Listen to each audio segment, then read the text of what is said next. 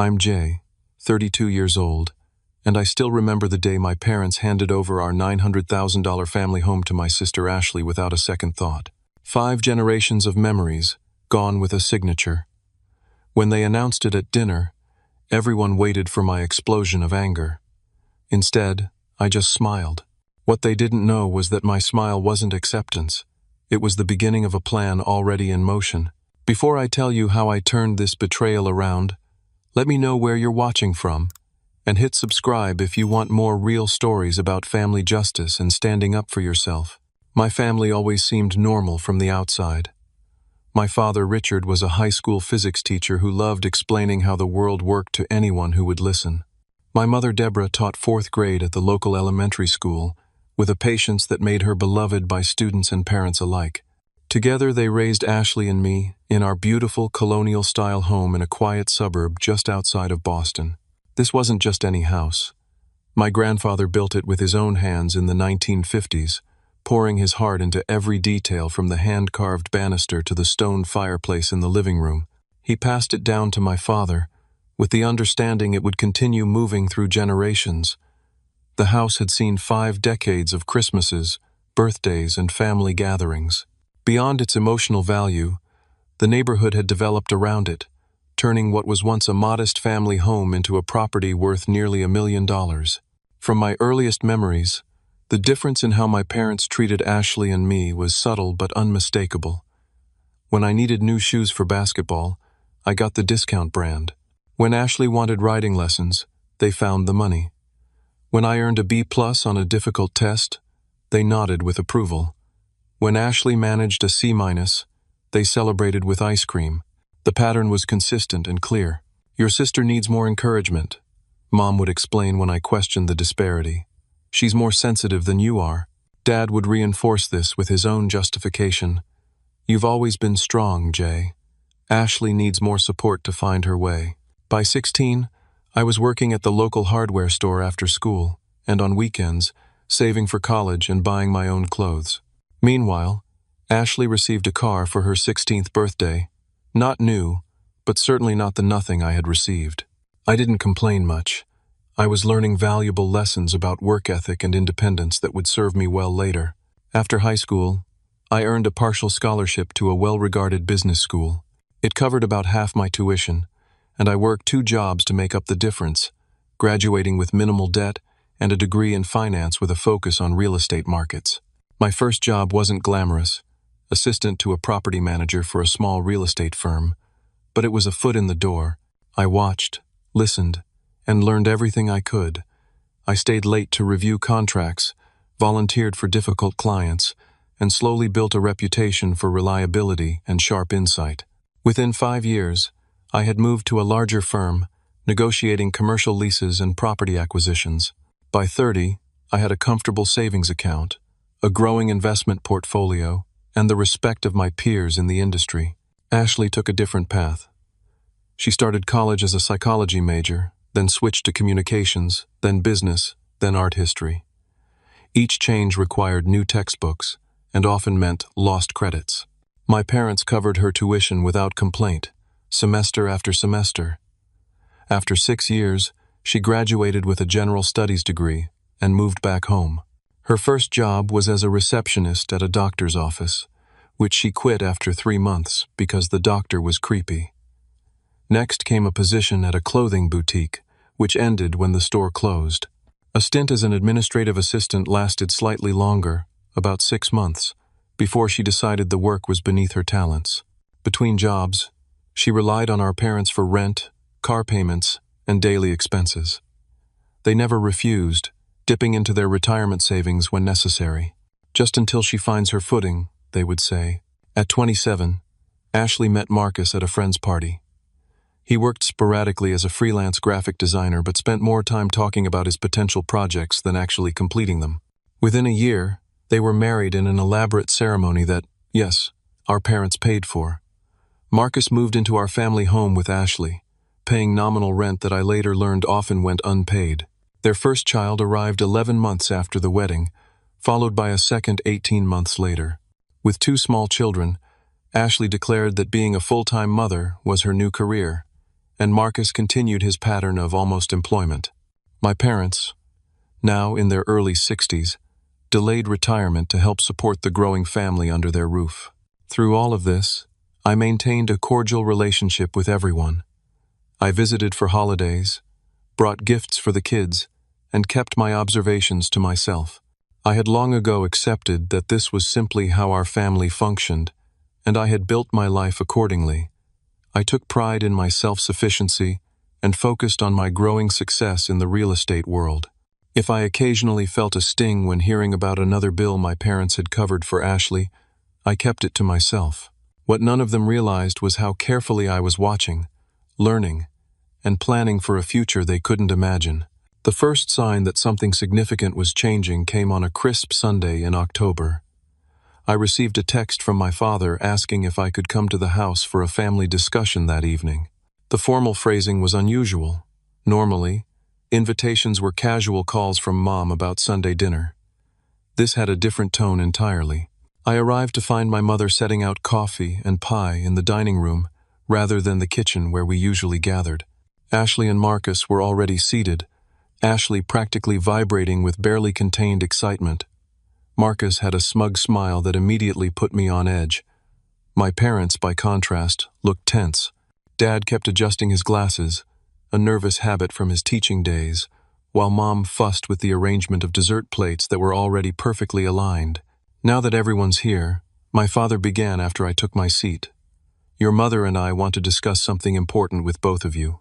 He cleared his throat and continued, We've been thinking about the future, about what happens to this house, and how we can best provide for the next generation. My mother jumped in, her words coming quickly. We're not getting any younger, and we want to make sure everything's properly arranged while we're still. Well, while we can still make these decisions ourselves. Something in the way she avoided looking directly at me sent a warning signal through my body. Ashley reached for Marcus's hand, squeezing it tightly. We've decided that the most sensible approach is to transfer ownership of the house before it becomes complicated by estate issues, my father said. What Dad means, Ashley interjected, unable to contain herself any longer, is that they're signing the house over to us. Isn't that wonderful? The room seemed to tilt slightly as I processed her words. I looked to my parents for clarification, hoping I had misunderstood. We think it makes the most sense, my mother said softly, still not meeting my eyes. Ashley and the children are living here already. It simplifies everything. And what about Jay? Marcus asked with false concern that barely masked his triumph. Surely he gets something equivalent. My father shifted uncomfortably. Jay is very successful in his own right. He has a lovely apartment and his career. Ashley has the children to consider. I sat silently, feeling a cold weight settle in my chest.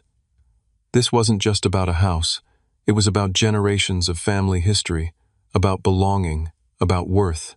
And apparently, I had been judged and found irrelevant. After the initial announcement, I excused myself to get some air, stepping onto the back porch where I'd spent countless summer evenings as a child. My father followed a few minutes later, his expression troubled. I know this might seem unfair at first glance, he began. At first glance? I couldn't keep the edge from my voice. He sighed heavily. Your mother and I have always worried about Ashley. She's never had your drive, your independence. The children need stability, and she and Marcus. Well, they need help that you don't. So I'm being penalized for being responsible, I said quietly. Not penalized, he protested. We're just allocating resources where they're most needed. You've made us so proud with how well you've done for yourself. You don't need our help. And the family history in this house? Grandpa built it for all of us, for the whole family line. He looked away. Ashley will keep it in the family.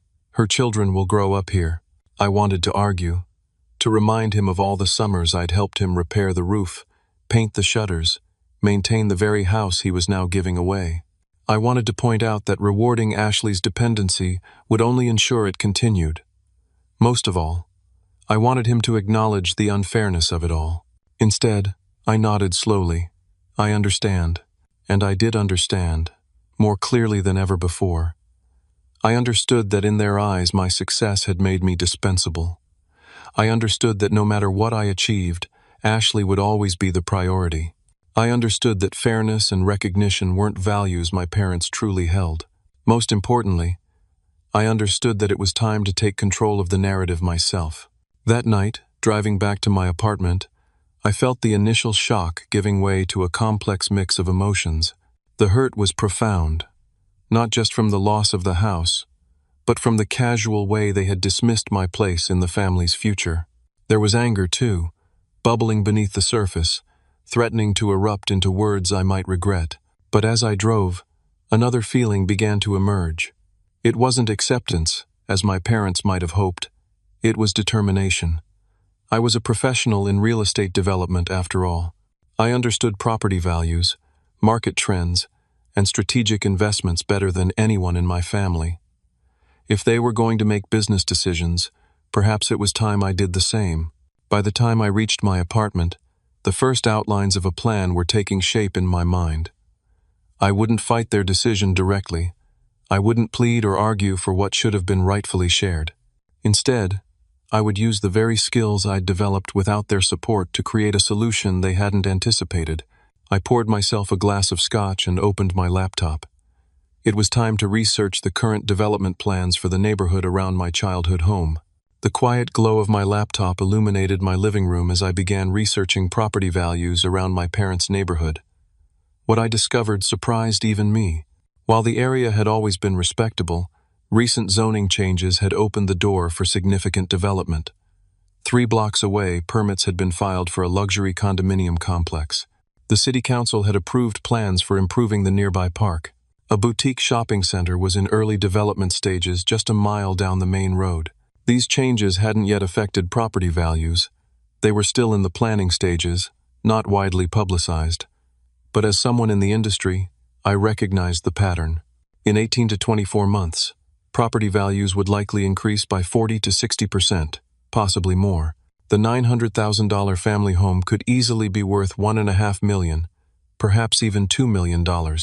I wondered if Ashley or my parents had any idea about these developments. Given their reaction to the current value, I doubted they understood what was coming. They were giving away much more than they realized. The next morning, I called in sick to work for the first time in years. Instead of going to the office, I drove to the construction site of the new condominium complex. The foreman directed me to the on-site trailer, serving as a temporary office, where I introduced myself to a man reviewing blueprints. "I'm looking for whoever's in charge of this development," I explained. The man looked up, assessing me with shrewd eyes. "That would be me, Albert Kingsley, Kingsley Development Group. What can I do for you?" Over the next hour, Albert and I discussed the neighborhood's potential. He confirmed my suspicions about the coming boom and seemed impressed by my knowledge of the local real estate market. When I mentioned my family home was just blocks away, his interest visibly increased. "That's prime location," he noted. "Those established properties with character will be gold when our complex is finished. We've actually been trying to acquire more of the surrounding parcels, but most owners don't want to sell. They don't understand what's coming." A thought began to form, not fully developed but intriguing. What if I could help with that? I have connections in the neighborhood. It wasn't exactly true, but it could be. Albert raised an eyebrow. "I'd be very interested in that kind of partnership. Are you looking to make a career change, perhaps?" I smiled. Maybe not a change so much as an evolution. By the end of our meeting, we had exchanged contact information and arranged to meet again later that week. As I walked back to my car, my mind was racing with possibilities. I had entered that trailer looking for information, but I was leaving with the beginnings of an opportunity. That evening, I made another crucial decision. I contacted a mortgage broker I had worked with professionally and inquired about my financing options. My credit was excellent, and I had a substantial amount saved for a down payment on a property of my own. Within days, I had pre-approval for a loan that would allow me to purchase one of the luxury units in Albert's new development. Not the largest, but a respectable 2-bedroom with high-end finishes. My next step was more delicate. Using industry contacts and research tools not available to the general public, I began identifying property owners in the blocks surrounding my family home. Many were longtime residents like my parents, people who had lived there for decades. Others were more recent arrivals, who had recognized the neighborhood's potential before most. I created a detailed map, noting ownership, approximate property values, and any relevant details I could gather. With this information in hand, I registered a new LLC, Legacy Investment Group. The name was intentional, a small, private acknowledgement of what had been taken from me. Through this entity, I began making discreet inquiries about purchasing properties in the neighborhood. My approach was careful and methodical. I didn't rush or make obvious moves that might attract attention. For some properties, I simply expressed interest and opened communication channels for future discussions. For others, where owners were already considering selling, I made fair offers slightly above market value, enough to be attractive, but not so high as to seem suspicious. Within a month, I had secured purchase agreements on 2 adjacent properties and had promising discussions with 3 other owners. None of these transactions would be finalized for months, but the groundwork was being laid. Simultaneously, I proceeded with the purchase of my condominium unit in Albert's development. As one of the early buyers, I was able to select a prime location with an excellent view. More importantly, my early commitment gave me leverage in my growing relationship with Albert and his development company. During our follow-up meetings, I shared my vision for a more comprehensive approach to neighborhood development, not just the condominium complex, but a cohesive community with controlled access, shared amenities, and integrated security. Albert was intrigued, particularly when I explained how this approach could significantly increase property values and attract a more affluent demographic. "You're talking about essentially creating a gated community within an established neighborhood," he observed during one of our discussions. "That's ambitious. Some residents might resist." "Some might," I agreed. "But others will recognize the value it adds to their properties. And once the process begins, those who resist will find themselves increasingly isolated." Albert studied me with newfound respect. "You know, when you first walked into my office, I thought you were just another local resident worried about construction noise. I underestimated you." I smiled. "Most people do." As my plan took shape, I was careful to maintain my normal routine. I continued performing excellently at my day job, joined family dinners when invited, and never mentioned my new investment activities to anyone. When my parents or Ashley brought up the house transfer, I responded with calm acceptance, sometimes even offering advice on property maintenance or tax implications. If they noticed anything different about me, they attributed it to my coming to terms with their decision. In reality, each conversation was an opportunity to gather more information about their plans and timeline, which I could then incorporate into my own strategy. By the end of the 3rd month, Legacy Investment Group had secured commitments on 5 strategic properties surrounding my family home, and I had finalized the purchase of my condominium unit. I had also hired a small but efficient staff for Legacy, a property manager with experience in high-end developments, a security consultant who had previously worked with gated communities, and a marketing specialist focusing on luxury real estate. None of them knew my personal connection to the neighborhood we were targeting. To them, I was simply an investor who had identified an emerging opportunity in a transitioning area. And in many ways, that was exactly what I had become. The day of the official property transfer arrived 6 months after the initial announcement. My parents had selected a prestigious law firm downtown, wanting to ensure everything was handled properly. I arrived early, dressed in a tailored suit that projected professional confidence rather than the emotional turmoil I still felt beneath the surface. The reception area of Peterson, Blackwell, and Associates exuded old-money Boston elegance, with leather chairs, mahogany paneling, and discreet lighting. I exchanged pleasantries with the receptionist and took a seat, reviewing emails on my phone while I waited for the others. Legacy Investment Group had just closed on our 6th property acquisition, and the security infrastructure planning was proceeding on schedule. Everything was aligning perfectly. Ashley and Marcus arrived next, both dressed more formally than I had seen them in years. Ashley wore a floral dress that strained slightly at the seams, while Marcus had managed to find a tie to accompany his one decent blazer. They seemed surprised to see me already there. "Jay, you came early," Ashley remarked, a hint of suspicion in her voice. Perhaps she had expected me to back out or make a last-minute scene. "Of course," I replied calmly. "This is an important day for the family." Marcus eyed me warily. "We thought you might still be upset about the arrangement." I offered a smile that revealed nothing. "It's not about what I want. It's about what's best for everyone." My parents arrived last, looking uncomfortable in their formal attire. My father kept tugging at his collar, while my mother clutched her purse with white knuckles. They greeted me with uncertain smiles, clearly relieved that I was behaving civilly, but still anticipating a potential outburst. The attorney, Bradley Peterson himself, ushered us into a conference room where documents were already arranged at each place. He explained the process with practiced efficiency, highlighting the key points of the property transfer. The house, valued at $900,000 according to a recent appraisal, would become the sole property of Ashley and Marcus.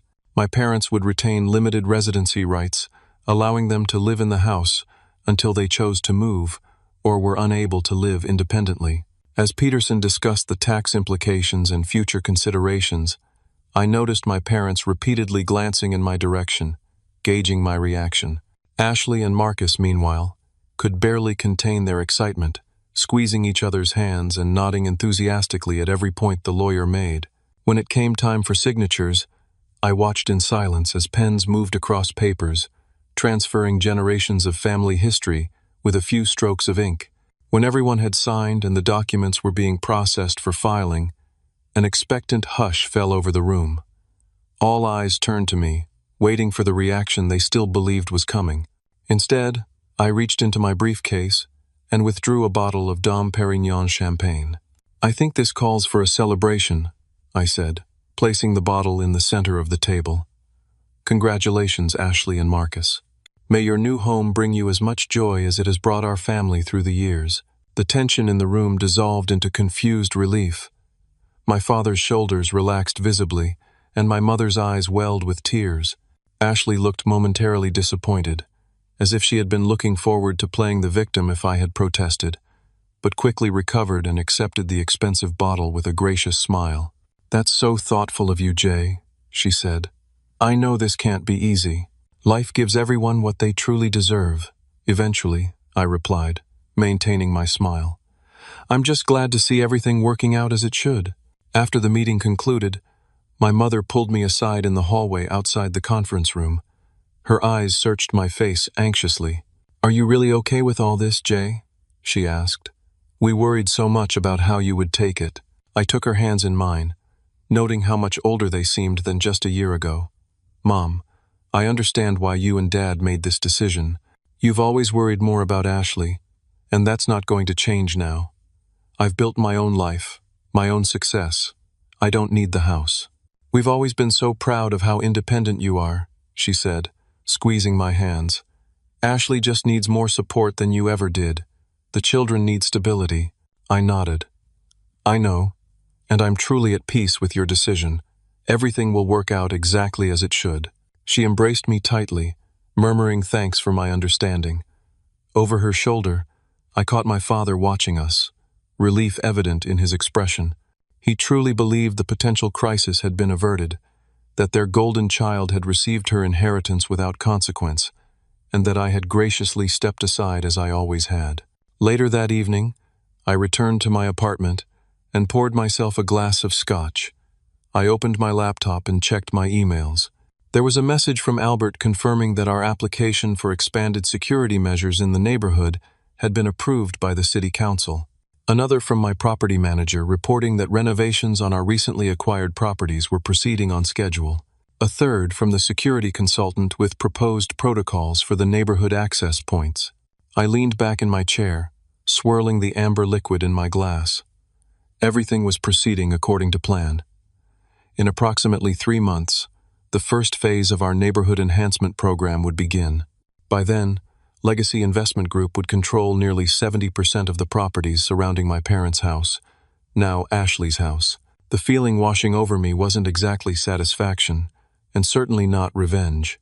It was something more complex, the calm certainty of knowing that actions have consequences, and that those consequences were now inevitable. I had not created this situation. I had simply recognized its potential and positioned myself accordingly. I raised my glass in a silent toast to the future that none of them could yet see coming, but which I had carefully engineered. The chess pieces were all in position. Now it was simply a matter of waiting for the game to play out. Exactly 32 days after the property transfer was finalized, Legacy Investment Group issued its first press release. The announcement was strategically timed and carefully worded, revealing plans for the Enclave, a premium residential community incorporating the existing neighborhood structure with significant upgrades to security, landscaping, and community amenities. The local paper ran a modest article about the development, noting the substantial investment being made in what had previously been considered a pleasant but unremarkable neighborhood. What the article didn't mention, because no one had made the connection, was that the Enclave would effectively surround and incorporate the property recently transferred to Ashley and Marcus. 3 days after the announcement, Ashley called me, her voice bubbling with excitement. "Jay, have you heard about this new development in our neighborhood? The Enclave or something? The neighbors are all talking about it.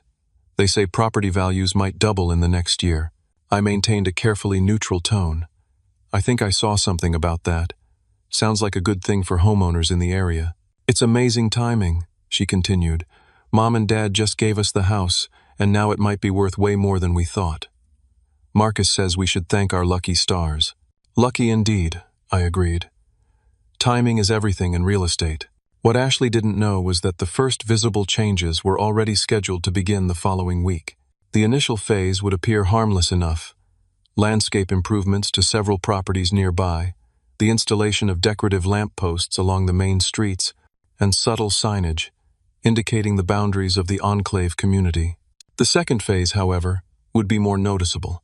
Security features would be implemented gradually: decorative fencing between properties that served a functional purpose, cameras disguised as architectural elements, and the first checkpoint at the eastern entrance to the neighborhood, the entrance furthest from Ashley's house, so as not to immediately raise concerns. As predicted, the first month of changes generated mostly positive reactions from residents. The improved landscaping and lighting enhanced the neighborhood's appearance, and property values began to tick upward almost immediately. A few residents expressed curiosity about the long-term plans, but most were pleased with the improvements to their community. During this period, I maintained my routine of occasional family visits. At Sunday dinner 6 weeks after the changes began, Ashley couldn't stop talking about the neighborhood improvements. "The new landscaping is gorgeous," she gushed. "And did you see they're putting in that cute little park area at the corner? The kids are going to love that." My father nodded approvingly. "The property values are already going up. The Hendersons down the street were told their home is worth 15% more than last year's assessment. It's certainly changing the character of the neighborhood," my mother added. "Though I'm not sure about all those new signs they're putting up. Seems a bit controlling." I kept my comments minimal and neutral, letting them talk through their observations without revealing my involvement.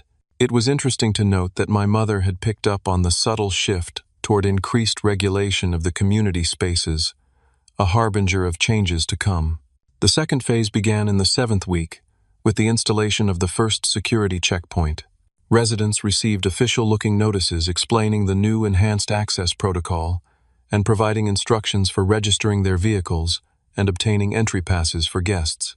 The notice emphasized the security benefits and potential for increased property values, presenting the changes as exclusively positive. The first ripples of concern appeared shortly thereafter. At the next family dinner, Marcus brought up the checkpoint. "It's a bit much, don't you think? We had to register our cars and give them our work schedules, and now guests have to be pre-approved? It feels like we're living in some kind of compound." "I think it's great," Ashley countered.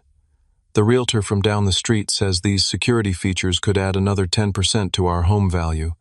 Besides, it makes me feel safer with the kids." My father seemed conflicted. "I understand the security benefits, but it did feel strange when I had to show ID to that guard yesterday. I've lived in this neighborhood for 30 years. Did you register as residents?" I asked innocently. The notice probably explained the process. "We did," my mother said. "But apparently as non-owners, we have different access privileges than Ashley and Marcus. The guard had to call for verification the first time we visited on our own." I nodded sympathetically while hiding my satisfaction. The system was working exactly as designed. The next phase would introduce more comprehensive restrictions, further differentiating between property owners and visitors. By the third month, the enclave had implemented its full security protocol. All 5 entrance points to the neighborhood now had checkpoints. Residents had been issued electronic passes for their vehicles. Visitor parking was restricted to designated areas, most of which were at the periphery of the community. Pedestrian access was controlled through gates requiring resident keycards. The changes were significant enough that they began to affect daily life in ways that couldn't be ignored. Ashley called me on a Tuesday evening, her voice tight with frustration. The kids' playdate had to be canceled because Melissa's mother couldn't get through the security gate. Apparently, our guest allowance was already used up this week when Mom and Dad visited. "This is getting ridiculous." "That does sound frustrating," I commiserated. "Have you tried contacting the management company?" "Of course I have. They just keep referring to the community guidelines that everyone supposedly agreed to, but we never agreed to anything. This all just started happening around us." I made appropriate sympathetic noises while Ashley continued venting about the new restrictions, the parking limitations that made it difficult for Marcus's band members to visit for rehearsals, the landscaping requirements that prevented them from installing the trampoline the kids wanted, the noise regulations that had resulted in a warning when they had a backyard barbecue. What she couldn't know, was that each of these restrictions had been carefully calibrated to create maximum inconvenience while remaining legally defensible as reasonable community standards. The property owners who had sold to Legacy Investment Group had signed agreements allowing for these changes. Those who hadn't sold outright, like Ashley and Marcus, were now effectively surrounded by properties that had. The situation reached its first critical point on a Sunday afternoon when my parents arrived for their weekly dinner with Ashley's family. They pulled up to the main security checkpoint as usual, but this time, something was different. "I'm sorry, but your visitor privileges for this address have been temporarily suspended," the security guard informed them. "That's absurd," my father protested. "We're her parents. We have standing permission." The guard consulted his tablet. "According to our records, this residence has exceeded its visitor allocation for the month. You'll need the homeowners to file an exception request with the management office, which can be processed within 3 business days." "We've been coming here every Sunday for years," my mother exclaimed. "We lived in that house until a few months ago." "I understand your frustration, ma'am, but I have to follow the established protocols. Perhaps you could call the residents and ask them to come authorize your entry in person." My parents called Ashley, who arrived at the gate flustered and angry. After a heated exchange with the guard that accomplished nothing, she was forced to meet with her parents at a coffee shop outside the neighborhood instead. Less than an hour later, my phone rang. Ashley's name flashed on the screen. I took a deep breath and answered with casual concern in my voice. "Hey, Ash, everything okay?" Her voice was tight with panic and fury. "No, everything is not okay. Mom and Dad were blocked from visiting their own home. Some security guard treated them like criminals. This whole enclave thing is out of control. You work in real estate. Can you help us figure out what's going on?" The moment I had been planning for had finally arrived. "That sounds terrible," I said, injecting genuine concern into my voice. "I have some contacts who might be able to help. Let me make some calls and see what I can find out about who's really behind all these changes." "Please do," she urged. "This is getting scary. It's like someone is trying to take over the entire neighborhood." I promised to look into it right away and arranged to meet her and the rest of the family the following evening to discuss what I discovered. As I ended the call, I allowed myself a small smile of satisfaction.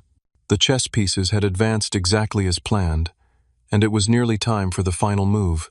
The next day, I arranged for Ashley, Marcus, and my parents to meet me at the Legacy Investment Group headquarters. I had selected the downtown office location specifically for its impressive views and unmistakable atmosphere of success and power. The 43rd floor suite featured floor-to-ceiling windows, custom walnut furnishings, and subtle lighting that highlighted the company logo prominently displayed behind the reception desk. I arrived early to brief my executive assistant, Sarah, about the incoming visitors. Their family friends seeking consultation about the enclave development, I explained, maintaining the pretense we had established with the staff. Please show them to the main conference room when they arrive, and make sure refreshments are available. Sarah nodded efficiently. Of course, Mr. Matthews. And the presentation materials you requested have been prepared. They're ready in the conference room.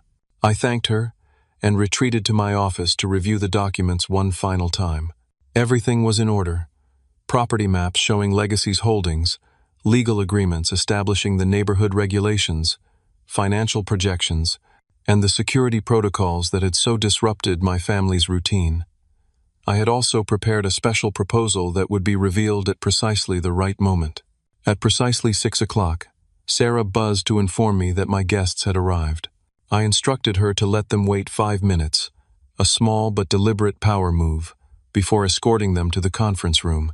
Through my office door, I could hear their surprised murmurs as they were led through the impressive space, clearly not expecting such a prestigious setting.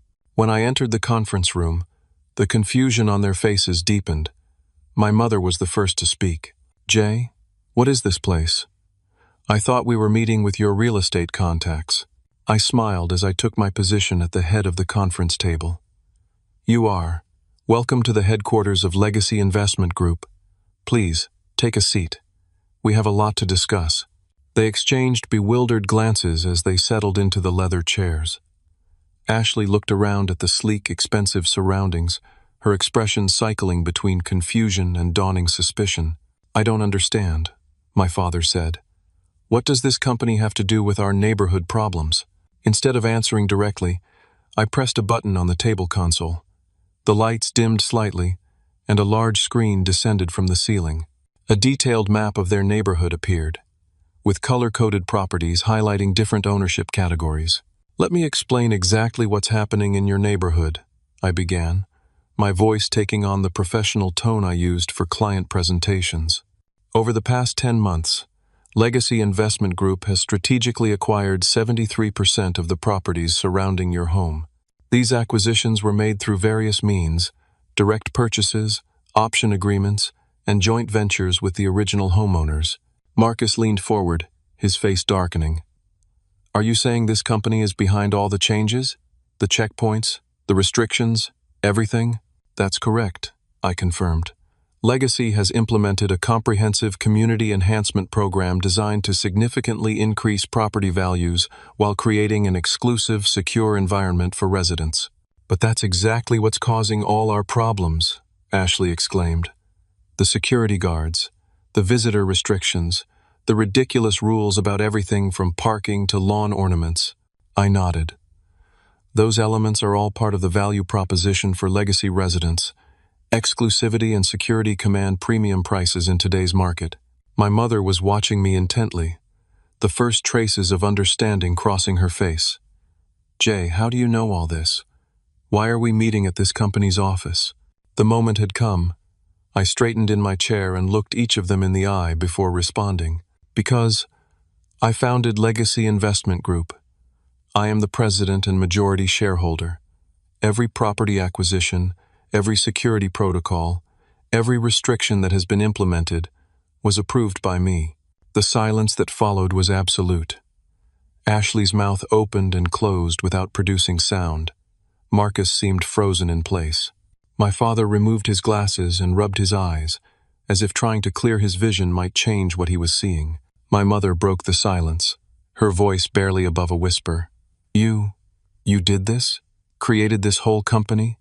Bought all those properties?" "I did," I confirmed. Shortly after learning about the decision to transfer the family home solely to Ashley, I recognized an opportunity. The neighborhood was poised for significant appreciation due to various development projects in the surrounding areas. By controlling the majority of properties and implementing an exclusive community model, I've managed to increase overall values by 42% in just 6 months. "This is about the house, isn't it?" my father said, his voice hollow with realization. "This is your response to our decision." This is a business strategy, I corrected him, one that has proven remarkably successful. The property you signed over to Ashley and Marcus was worth $900,000 at the time. Based on recent appraisals, similar homes within the enclave are now valued at approximately $2.5 million. Ashley gasped. $2.5 million? Our house is worth that much now? Potentially, I said, allowing a cold smile. But there's a complication. I clicked to the next slide, showing a diagram of the security and access infrastructure surrounding their property. You see, while your house is physically located within the enclave, you are not currently legacy residents. Your property exists as an island within our community. Under the current arrangement, you have limited access to amenities, restricted visitor privileges, and no voice in community decisions. Marcus's face flushed with anger. That's why we've been having all these problems. You've been deliberately making our lives difficult. I've been implementing a consistent community standard, I corrected. The same standards that have increased your potential property value by over $1.5 million. My father was shaking his head slowly, his expression a mixture of disbelief and dawning horror. Jay, why would you do this? Creating this elaborate scheme just because you were upset about the house. I leaned forward, abandoning my professional demeanor for a moment. This isn't about being upset. This is about recognizing value and opportunity, something I learned to do very early in life, when I realized I couldn't count on family support. My mother flinched as if I'd slapped her. We always supported you. You supported my independence, I countered. You pushed me to stand on my own because I was the strong one, while making excuses for Ashley at every turn. So yes, I became strong. I became independent. I learned to recognize opportunities and capitalize on them. That's exactly what I've done here. Ashley's shock was giving way to indignation. So this is revenge?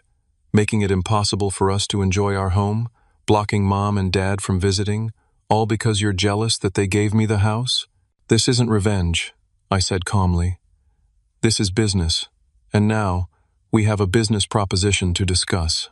I distributed folders containing my proposal to each of them. As they opened the documents, I continued my presentation. Legacy Investment Group is prepared to purchase your property for $2 million cash. This represents a significant premium over even the enhanced valuation, with no real estate commissions or closing costs deducted. You would be able to purchase a comparable or superior home outside the enclave and still have substantial funds remaining for other purposes. Marcus's eyes widened at the figure. $2 million? Just to buy back the house that was already in the family? The alternative, I continued as if he hadn't spoken, is to continue as you are, a non-member property surrounded by legacy holdings, subject to the access restrictions and community guidelines that have been causing you such frustration. I should note that Phase 3 of our development plan will include additional amenities that will only be available to legacy residents, further isolating non-member properties. This is blackmail, my father said quietly. This is negotiation, I corrected. I'm offering substantially more than market value for the property. The only condition is that the funds must be used responsibly. What does that mean? Ashley demanded. I turned to her directly. It means that before the funds are released, you will need to secure legitimate employment and demonstrate the ability to maintain it for at least 6 months. Marcus will need to do the same. The funds will be held in trust until these conditions are met, with reasonable living expenses provided in the interim. You can't dictate how we live our lives, Ashley protested. I'm not. I'm establishing conditions for a business transaction. You're free to reject the offer and maintain your current situation.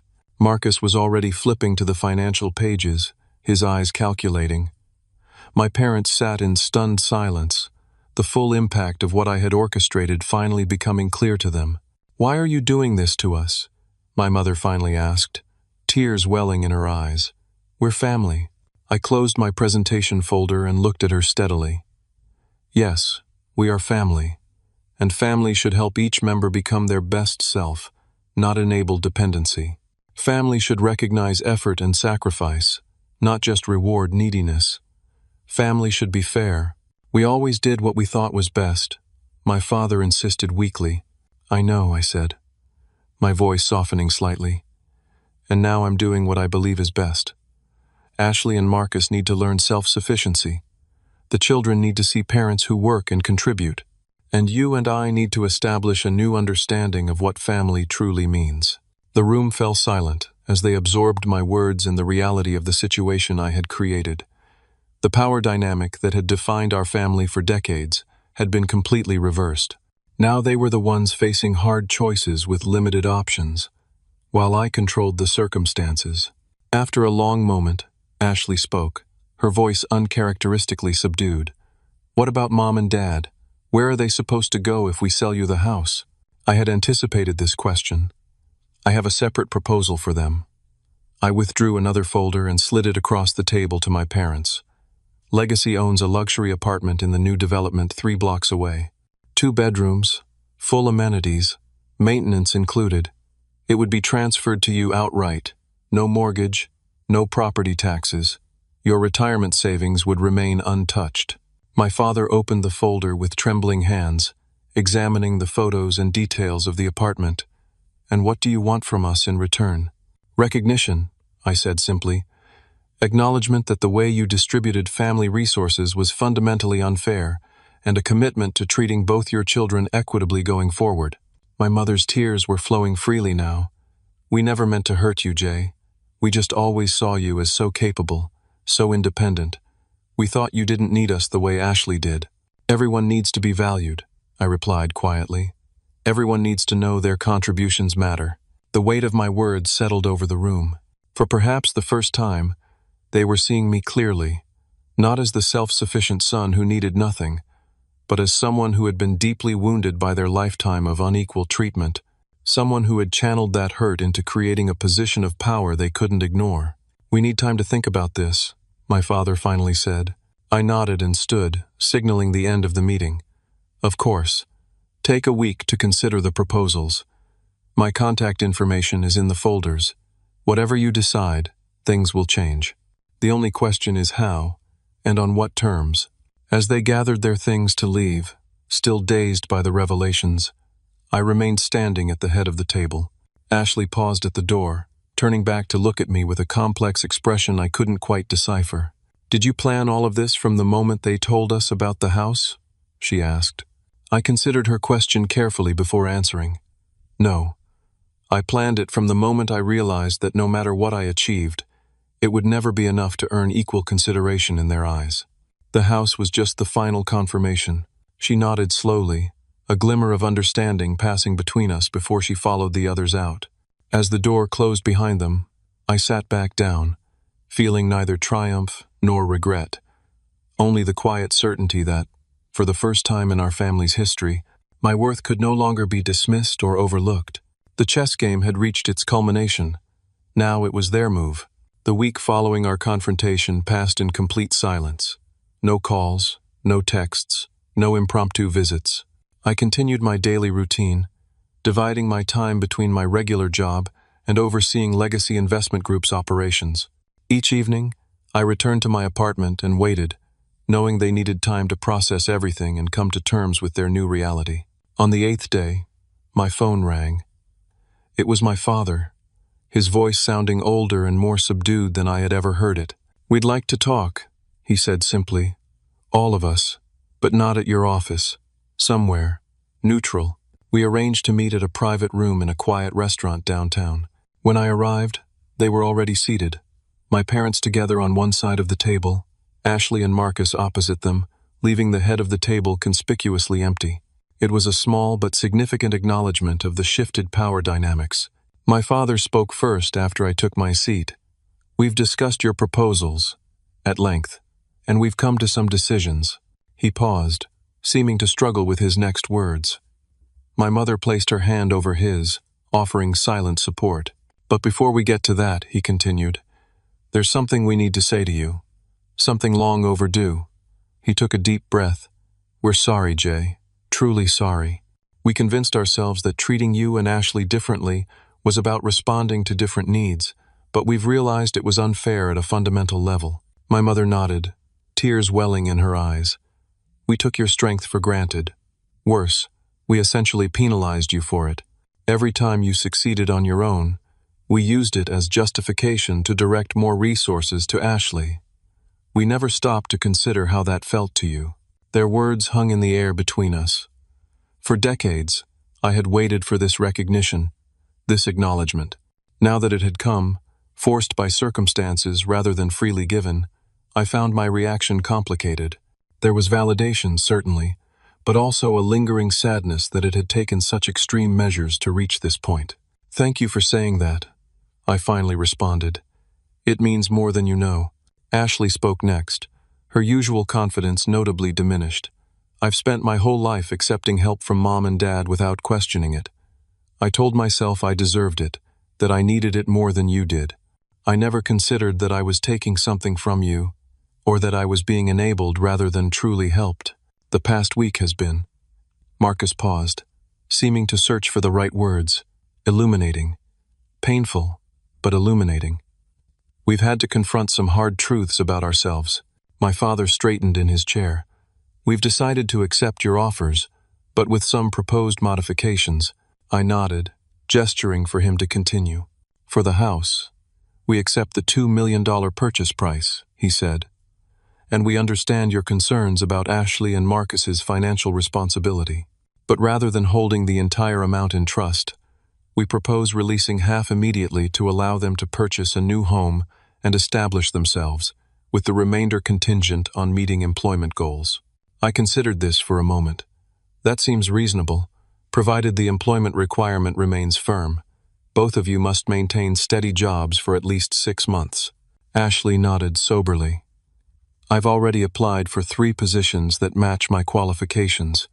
Real positions, not just temporary work. And Marcus has scheduled interviews with 2 design firms." Marcus looked uncomfortable but determined. "I've been coasting for too long, using occasional freelance work as an excuse. It's time I developed a real career. As for us," my mother continued, "we appreciate the offer of the apartment. It's more than generous, but we have a counter-proposal. Instead of giving it to us outright, we'd like it to be held jointly between you and us. A shared family asset, managed together." I raised an eyebrow, surprised by this suggestion. "May I ask why?" "Because we want to start rebuilding trust," my father explained.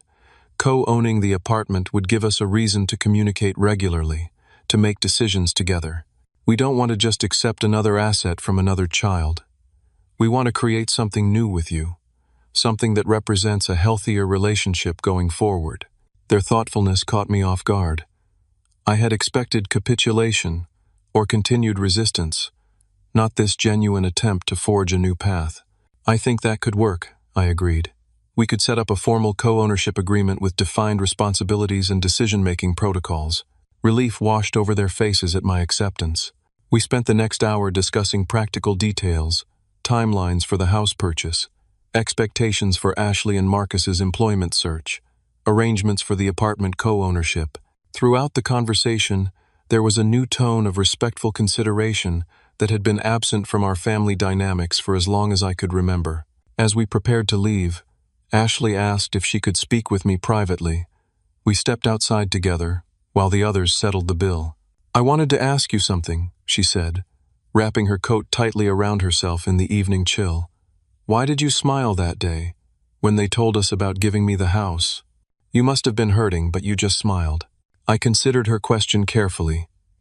I smiled because in that moment, I realized something important. I realized that all these years, I'd been seeking validation from people who weren't equipped to give it. I'd been measuring my worth by their recognition, when I should have been defining it for myself. "And that made you smile?" "It was liberating," I explained. "Once I accepted that they would never value my achievements the way I needed them to, I was free to take control of the narrative myself." The smile wasn't happiness. It was recognition of my own power to change the situation. Ashley was quiet for a moment, absorbing this. "You know, I've been angry with you this past week. Furious, actually. But I'm starting to understand that what you did wasn't really about punishing us. It was about finally being seen. It was about fairness," I corrected gently. about creating consequences for choices that had been consequence-free for too long, about establishing boundaries that had never existed in our family. She nodded slowly. I've never had to work for anything. Not really. Even when I tried, I always knew the safety net was there. I think I've been afraid to truly try and fail. It's never too late to start, I told her. That's the beauty of it. The past doesn't have to define the future. In the months that followed, our family underwent a profound transformation. True to their word, Ashley and Marcus both secured legitimate employment. Ashley discovered an aptitude for event planning and quickly advanced from assistant to coordinator at a corporate events company. Marcus found stability working for a graphic design firm, where his creativity was channeled into productive client work rather than endless unfinished projects. The house transaction proceeded smoothly, and they purchased a modest but comfortable home in a neighboring town, one that reflected their actual means rather than artificial prosperity. The remainder of the funds was invested conservatively to provide for their children's education and future needs. My parents and I established a formal co-ownership agreement for the apartment, meeting monthly to discuss maintenance issues and financial decisions. These meetings gradually expanded to include broader conversations, rebuilding our relationship on a foundation of mutual respect rather than assumed roles. The most significant change, however, was in how we recognized and celebrated achievements. When Ashley received her first promotion, the entire family gathered to acknowledge her legitimate success. When my parents made a smart decision about apartment renovations that increased its value, I made sure to express genuine appreciation for their insight. The family home, now owned by Legacy Investment Group, was renovated and repurposed as the headquarters for a new initiative, the Legacy Foundation, a nonprofit organization dedicated to providing business education and startup funding for young entrepreneurs from disadvantaged backgrounds. The symbolic transformation of the house from a source of division to a launching pad for others' success felt like the perfect resolution. 1 year after our confrontation at the Legacy offices, we gathered for a family dinner at my parents' apartment. As we shared a meal in their new home, I noticed something remarkable. The conversation flowed without the old undercurrents of favoritism and resentment. Ashley spoke confidently about her work challenges without seeking sympathy or rescue. My parents asked thoughtful questions about both our careers with equal interest. Marcus discussed his creative projects with newfound discipline and purpose. Later, as I helped my mother clear the dishes, she paused and touched my arm gently. I never thought I'd say this, she admitted quietly, but what you did, as shocking as it was at the time, may have been the best thing that could have happened to this family. You forced us all to confront patterns we'd been blind to for decades. I smiled, a genuine smile this time. Sometimes the hardest lessons are the most valuable. The thing is, she continued, we always thought we were protecting Ashley by giving her more support, but we were actually preventing her from developing her own strength. And we took your strength so for granted that we never considered how lonely it must have been to always be the one who didn't need anything. Everyone needs something, Mom. Sometimes it's just acknowledgement. She nodded, understanding in her eyes. I see that now. That evening, as I drove home to my own apartment, I reflected on the journey of the past 2 years. What had begun as a response to pain and injustice had evolved into something far more meaningful than mere revenge or rebalancing. It had become a catalyst for growth and healing, not just for me, but for our entire family. I had learned that true independence isn't about not needing others. It's about choosing connection from a place of personal strength rather than dependency. I had discovered that sometimes those we love most need to experience consequences in order to grow. And perhaps most importantly, I had found that forgiveness becomes possible not when the past is erased, but when it leads to a better future. When my parents signed that house over to my sister, leaving me with nothing, I smiled because something in me knew that it wasn't the end of the story. It was simply the beginning of a new chapter, one that I would write myself. What would you do if faced with family injustice? Would you walk away, confront it directly, or find a creative solution like I did? Share your thoughts in the comments below.